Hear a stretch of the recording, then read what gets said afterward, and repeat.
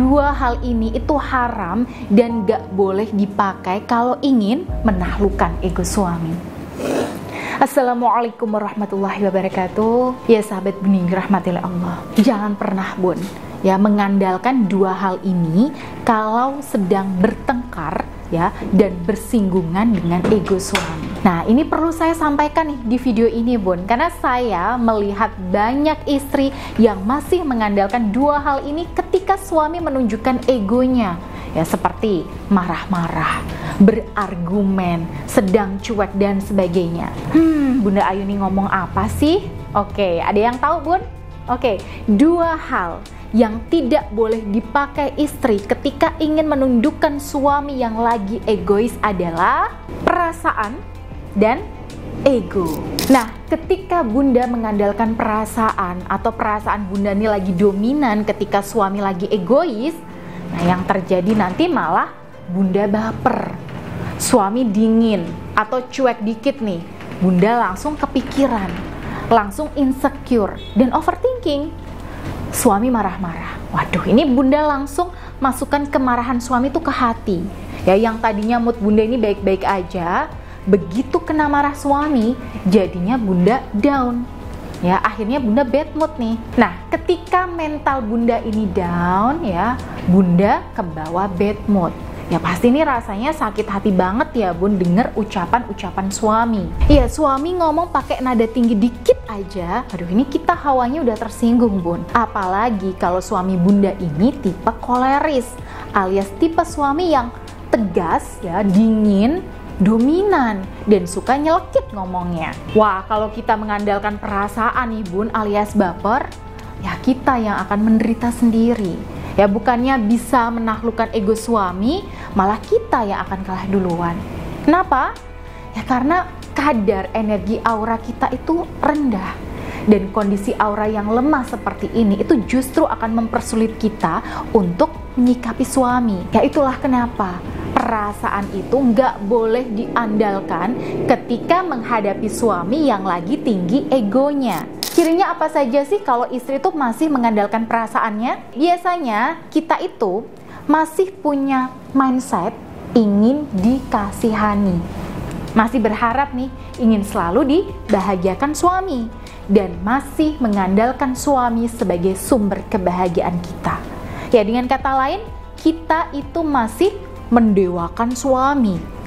Ingat ya, ketika kita mendewakan atau mengharapkan suami, artinya level derajat kita itu lebih rendah daripada suami. Energi aura kita itu akan lebih rendah sehingga sulit untuk menghadapi dan menaklukkan suami kita Bun. Makanya jangan sampai ya perasaan kita ini itu mendominasi ketika menghadapi suami. Nah lalu yang kedua yang gak boleh kita andalkan ketika menghadapi suami adalah ya ego.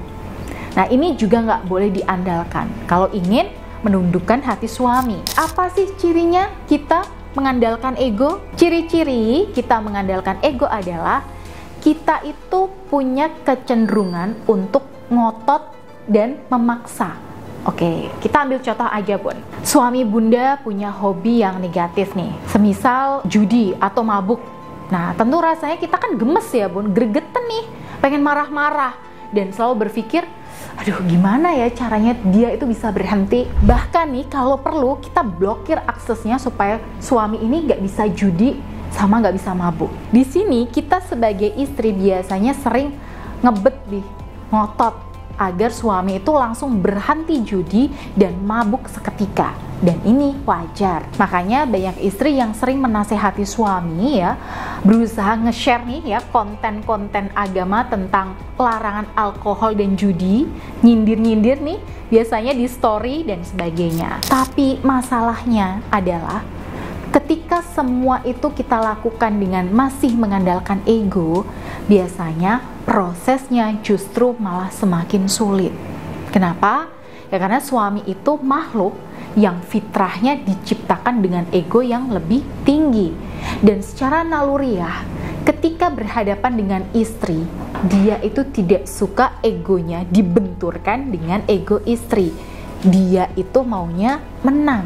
bahkan nih Gary Nauman ya, seorang konselor rumah tangga Amerika itu mengatakan bahwa laki-laki itu pengennya selalu menang. Tapi menangnya itu nggak cuma menang biasa ya. Dia itu pengen menang telak, dimana dia itu puas melihat lawannya itu kalah. Ya, sebagai istri yang mengharapkan cinta suami, tentu ini kabar buruk buat kita ya Bun. Tapi Bun, sebenarnya penelitian dari Gary Nauman ini bisa jadi salah satu pedoman buat kita kalau ingin menghadapi ego suami, yaitu ya memberi kesempatan buat ego suami di sini itu biar menang duluan. Nah, ketika dia itu merasa dimenangkan, egonya akan terpuaskan. Nah, setelah egonya terpuaskan, barulah dia membuka ruang hatinya untuk bisa diajak bicara. Nah, untuk memuaskan ego suami ini itu nggak mudah ya Bun. Di sini juga kita pastinya pengen bilang nih, aduh kok aku terus sih yang ngalah, padahal kan jelas-jelas suami yang salah. Baik, itu wajar Bun. Tapi kalau mau menghadapi ego suami, ada kalanya kita butuh menahan diri ya, menahan ego dan mengendalikan emosi kita supaya ya tidak berdampak buruk pada cara kita bersikap dan bertutur kata. Sebab kalau ego dan emosi kita itu liar, wah ini ucapan kita akan kemana-mana nih, nggak terarah. Nah, inilah yang bikin kondisi rumah tangga kita malah semakin ruwet. Nah, terus nih pertanyaannya, kalau nggak boleh pakai perasaan dan nggak boleh pakai ego, lalu kita pakai cara apa dong untuk menyikapi suami? Nah, jawabannya adalah pakai akal sehat dan hati yang tenang. Nah, ini ketika kita bisa menggunakan akal sehat kita, artinya emosi kita akan lebih stabil.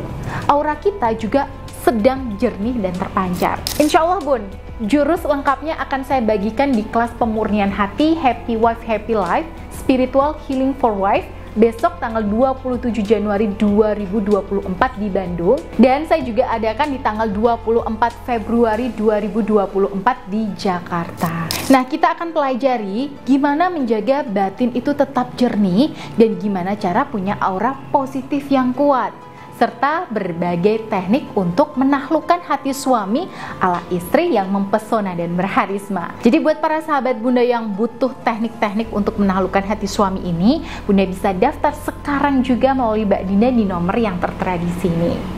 Baik, semoga video ini bermanfaat. Wassalamualaikum warahmatullahi wabarakatuh.